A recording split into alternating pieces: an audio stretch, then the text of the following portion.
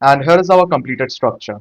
As you can see, I've used a color combination of dark oak with the gradual gradients going from tough to mossy cobblestone to warped wood. Now, I will admit that the color gradients could have been a lot smoother if I do some kind of a terracotta block to make the transition look a lot better, but this is a 7 by 7 cube, and I honestly didn't have enough area for the gradients to look beautiful, but this color combination does look quite beautiful with the dark oak.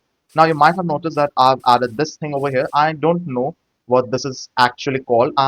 For now, for this explanation, I'm going to be calling it an overhang. But if you guys actually know what it's called, just let me know. Now I have added it over here, and it's like it fits quite well within the structure itself. And I had been trying to add it in one of my builds, and I have finally could. Now I had been also wanting to add this kind of a circle thing in one of my builds, and this seemed like the perfect opportunity. So when I was designing this structure early in the morning today, I was listening to the Creepcast podcast, and that might have influenced my decision of adding this thing right over here in the middle over here and right over here too. Now, some of you might have already figured it out, some of you might haven't, but what exactly is this thing? And this thing is my eyes, as you can see. So the white is the white, and the green concrete, like the dark green concrete, is my pupil. That's in my eye, as you can see right over here. Just look at it.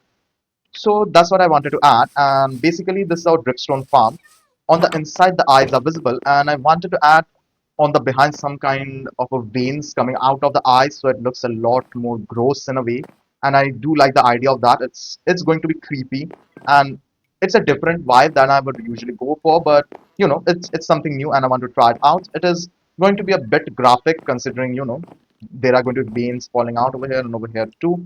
But it's a good concept of just putting my eyes over here as the building is watching, and it's also kind of an illusion where it's kind of looks like the building is following you.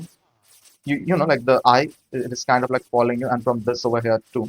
So it does have that kind of a creepy vibe. Now, if I do go in, this is where the dripstone is being filled up. The farm is underground, and it's being put into this drop elevator and then into the chest. Now, this is a 7 by 7 area, and this is already taking 2 blocks out of the small area that we have over here. Now, have I built an exterior a lot smaller than this? Obviously, you can build a great interior over here by the amount of space that I have, but it's going to be quite tough, and I don't exactly what I want to do over here. Now, I'm kind of imagining some kind of a witch's hut, some brewing potions, some potion stand, maybe some splashes of blood, some mob heads, maybe even a wither skull, a wither portrait over here, maybe.